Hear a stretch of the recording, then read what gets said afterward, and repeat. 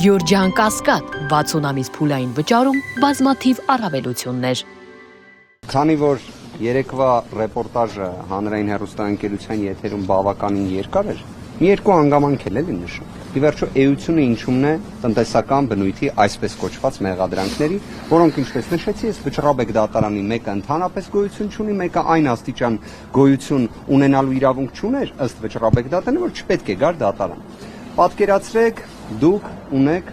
աշխատողներ։ Դուք ղեկավարում եք մի ընկերություն, որտեղ ունեք աշխատողներ։ Այդ աշխատողները, բացի ձեր աշխատողը հանդիսանալուց, ունեն զուգահեռաբար իրենց մեկ այլ ընկերություն, որտեղ հենց իրենք են հիմնադիր, իրենց ընտանիքի անդամներն են հիմնադիր եւ իրենք բիզնեսով են զբաղվում։ Դուք պետք է այդ անձանց, այդ առանձին բիզնեսի գործունեության ընթացքում, շրջանակներում որևէ մի գործողության համար պատասխանատվություն կրեք, որևէ ձևով։ Ըստ քննչականի եւ դատախազության ստացվում է, ես իր անմեղության կանխավարկածնել եմ հարգում, խնդրում եմ որևէ կերպ բացասական դա չընդունեք։ Նախկինում արտակարգ իրավիճակների նախարարի պաշտոնը զբաղեցրած պարոն Փիլոյանի նկատմամբ երբ մեղադրանք առաջադրվեց, զուգահեռաբար պետք է նաեւ Նիկոլ Փաշինյանի նկատմամբ մեղադրանք առաջադրվեր, քանի որ իր վերադասը հանդիսանում է Նիկոլ Փաշինյանը։ Ըստ մեղադրանքի ասում են, որ նախկինում նախարարի պաշտոնը զբաղեցրած պարոն Փիլոյանը իր կարգավիճակից դուրս գործողություն է կատարել։ Բայց դեպքում ինչի իր վերադասին մեղադրանք չեն առաջադրում։ Ասեմ ինչի, որտեղ պետք է լինի ենթադրյալ առնչություն, ինչ որ կապ պետք է լինի։ Այս գործով դատարանները մշտապես ընդգծել են, որ ընդհանրապես որևէ կապ դրա շրջանակներում չկա։ Հիմա լավ այլ օրինակ էլ բերեմ։ Պատկերացրեք մի հանրային սննդի օբյեկտ լինի։ Հանրային սննդի օբյեկտի աշխատողներից մեկը իր աշխատանքային ժամից դուրս այլ գործունեությամբ է զբաղվում։ Դրա համար պետք է մեղադրանք առաջադրվի հանրային սննդի օբյեկտի սեփականատիրոջը։ Սա է այս ամբողջ մեղադրանքի էությունը, իսկ թե ընդհանրապես դա արդյոք հիմնավոր է։ Արդյոք դրա մեջ որևէ մի նշույլ ողջամտության կա թե ոչ, հենց հիմա պնդեն։ Ընդհանրապես չկա, ընդհանրապես գոյություն չունի։ Պարզապես հայտնի մանիպուլյացիոն գործիքների շրջանակներում փորձել են ինչ-որ թվերը ուռճացնելով ներկայացնել, որ իբրև տեսեք այսպիսի գումարների մասին է խոսքը, որ պատկերացնեք միայն այդ իրենց վկայակոչած գումարների տասնապատիկ Սամվել Կարապետյանը որպես բարեգործություն կատարել է Հայաստանի Հանրապետությունում եւ Արցախի Հանրապետությունում, կներեք նույնիսկ տասնապատիկից էլ ավել թիվ կարող եմ ասել։ Դա միայն բարեգործություն է։ Մենք խոսում ենք Forbes-ի ցուցակում 4 միլիարդ 100 միլիոն դոլարի, իդեպ դատախազությունը դրամներից էր խոսում, այդտեղ էր խնդիրը։ Մենք խոսում ենք այդպիսի կարողության մասին, մեր հայրենակցի մասին, ով նաև մշտապես բարեգործությամբ է հանդես եկել եւ արժանացել է ազգային բարերարի կոչմանը։ Կարծում եմ դա առավել քան բավարար է ցանկացած ողջամիտ տրամաբանության ներքո հերքելու ընդհանրապես այս աբսուրդը, ընդհանրապես։ Եվ այստեղ իհարկե հարց է առաջանում, լավ, ինչի համար այս գործը հարուցվեց, ինչի համար է այս գործը պահպանվում, ինչի համար է այս գործը ուղարկվում դատարան, չնայած Վճռաբեկ դատարանը ասում է, որ մի ուղարկեք դատարան։ Լավ, այս ամեն ինչին ինչ որ ողջամիտ պատասխան պետք է լինի։ Ողջամիտ պատասխանների շարքում են սոցիոլոգիական հարցումները, Սամվել Կարապետյանի վարկանիշը, Ուժեղ Հայաստանի վարկանիշը, Հայաստանում 2026 թվականի հունիսի 7-ին ընտրությունները, վերջերս հենց նույն Ուժեղ Հայաստան կուսակցության կազմակերպած միասնության հանրահավաքը եւ դրան արձագանքները։ Այդ ամենը, որ նայեք համակցության մեջ այս աբսուրդային քրեական վարույթի քաղաքական հետապնդման հետ, բոլոր հարցերի պատասխանները կգտնեք։ Մի բան էլ հիշեցնեմ, գործընկերներ, այս քրեական վարույթը տարբերվում է այլ վարույթներից մի քանի այլ հանգամանքներով եւս։ Այս քրեական վարույթի ամենասկզբնական փուլում մենք ունեցանք ազգային անվտանգության ծառայության տնօրենի հրաժարական։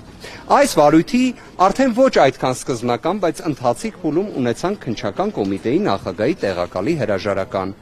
Իդեպ քրեական վարույթի նյութերով պարզ է դառնում, որ հենց նշված քննչական կոմիտեի նախագահի տեղակալին էր մակագրվել ի սկզբանե այս քրեական վարույթը։ Այստեղից կարելի ինչ որ հետևություններ կամ դատողություններ անել։ Կդժվարանամ ասել, բայց կարող եք դուք անել։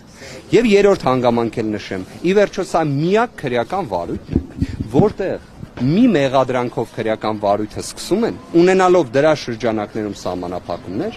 ընդլայնում են դրա աբսուրդային մեղադրանքը, բայց դրանով էլ չեն սահմանափակում։ Երբ մենք միջնորդում էինք այս քրեական վարույթի, եթե չեմ սխալվում, 4-րդ ամսին, որ մաս անջատեն, գործը ուղարկեն դատարան, վստահ եմ կհիշեք քննչական կոմիտեի նույնիսկ նախագահը պաշտոնապես հայտարարեց, որ մաս անջատելու գործիքակազմ չկա։ Գիտեք ինչ ենք ստացել այս 135-36 հատորների հետ միաժամանակ։ Մաս անջատելու մասին որոշում։ Հիմա ո՞նց է ստացվում, որ 5 ամիս առաջ, երբ Սամվել Կարապետյանը կալանավորված էր, գտնվում էր Երևան կենտրոն բանտում, մենք խնդրում էինք, որ գործը շուտ ուղարկեք դատարան, որ ամբողջ հանրությունը տեսնի սա ինչ աբսուրդ է, իրենք ասում են մաս անջատել չեն կարող։ Բայց հիմա կարողացան։ Այս գործը հետևաբար նաև ֆանտաստիկայի հնարավորություններ է տալիս քննչական եւ դատախազական ներկայացուցիչներին։ Կրկին գործընկերներ, սա աբսուրդ է, սա քաղաքական հետապնդում է, սա սնանկ է իրավական առումով։ Այս գործը այլ կերպ ասած նման է ջրին, բայց ջուրը եթե կարող ես խմել եւ ջուրը կյանքի հետ է ասոցացվում, այս գործը ասոցացվում է բացառապես ապօրինությունների շղթայի հետ։ Եվ տնային կալանքը րոպե շուտ պետք է վերացվի։ Րոպե շուտ։ Հիմա կլինի դրա շարժառիթը վախերը, կլինի սոցիոլոգիական հարցումները, բայց այս ջուրը պետք է դադարի։ Իրատեսական է պարոն Վարդապետյան, որ խափանման միջոց է տնային կալանքը կարող է փոխել դատարանը այս փուլում, երբ ընտրություններին օրինակ 2 ամիս է ժամանակ է մնացել։ Այն, որ քաղաքական հետապնդումը Սամվել Կարապետյանի նկատմամբ իսկապես աննախադեպ է եւ այս քաղաքական հետապնդման շրջանակներում մենք տեսել ենք այնպիսի երևույթներ, որոնք մեղմ ասած անկանխատեսելի են եղել, այսինքն նույնիսկ մենք չենք էլ կարողացել դա պատկերացնել, այդ ամենը տեսել ենք, բայց մենք բոլորս ունենք հավատը առ իրավունքի գերակայություն։ Մենք դրան հավատում ենք։ Մենք այսօրվա Հայաստանում մենք տեսնելով այդքան քաղաքական հետապնդումներ, երբ մենք տեսել ենք նույն ազգային բարերարից մինչև սրբազանների այնպիսի խայտառակ կալանավորումներ, որ երբևէ ոչ մեկ չէր պատկերացնի, բայց մենք այո հավատում ենք, որ իրավունքը պետք է գերակայի, որովհետև իրավունքը հաճախ հենց գերակայում է, արդարությունը հաճախ հաղթում է ամենաանհավանական իրավիճակներում, ամենաանհավանական։ Բանվանիստը դրան բաց է լինելու։ Այո։ Իսկ պարոն Կարապետյանի դիրքորոշումն այս ամենի ինչպիսին է եւ արդյոք հավատում է, որ արդարադատություն կա Հայաստանում։ Սամվել Կարապետյանը ընդհանրապես նույնիսկ իրավիճակներում այնպիսի, երբ մենք չենք պատկերացնում ինչ կարող ենք իրեն ասել, ինքը միշտ ժպիտը դեմքին ասում էր ամեն ինչ լավ է լինելու։ Ու վստահ եմ հենց տենց էլ լինելու։ Իսկ տևողության առումով պարոն Վարդապետյան, ընտրություններին կարճ ժամանակ է մնացել, ինչ է կարծում եք դատական այս փուլը ինչքան կտևի եւ վերջնական։ Մեր խնդիրը հետեւյալն է, հենց դրա համար նաեւ առաջնահերթության կարգով քննության դիմում ենք ներկայացրել, միջնորդություն ենք ներկայացրել, որ րոպե շուտ ունենանք խափանման միջոցի վերաբերյալ հարցի քննարկում, որովհետեւ այո այլևս կենտրոնական ընտրական հանձնաժողովը ընդունում է համապատասխան քաղաքական հայտերը։ Այլևս ընտրական ցուցակները կարող են ներկայացվել կենտրոնական ընտրական հանձնաժողով եւ դրա համար կա վերջնաժամկետ, դա ապրիլի 23-ն է։ Անհրաժեշտ է ուղղակի, եթե մենք խոսում ենք Հայաստանում ընտրական գործընթացի նվազագույն երաշխիքների մասին, մենք պետք է ունենանք հնարավորություն, որ ուժեղ Հայաստան կուսակցության նախագահը, վարչապետի թեկնածուն հնարավորություն ունենա անմիջականորեն եւ ամբողջական մասնակցելու նախընտրական ցուցակի ձևավորմանը։ Սա, գիտեք, ոչ թե մի ակնկալիք է կամ խնդրանք է, սա ողջամիտ պայման է։ Ողջամիտ պայման։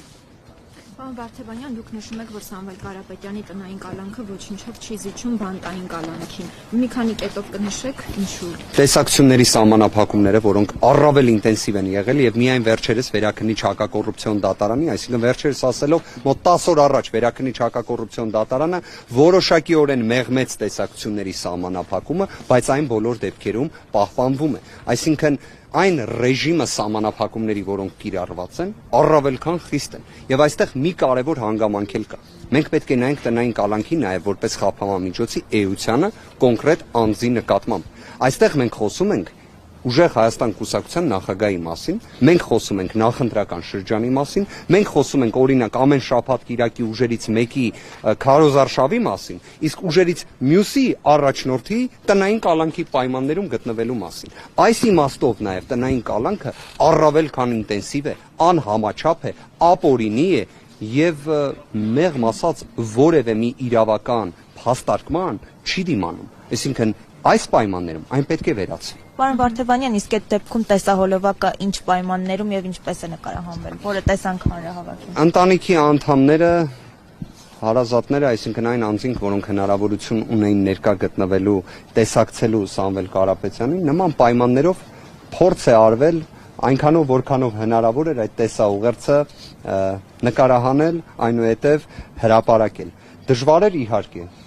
ինքս էլ ներկա եմ գտնվել այդ գործընթացին, անկեղծորեն եմ ասում, բավականին բարդ է, երբ նշված ոլորտում մասնագիտացում ոչ մեկ չուներ հարազատներից։ Թե ինչպես ստացվեց, կարծում եմ հանրության արձագանքները առավել քան խոսում են։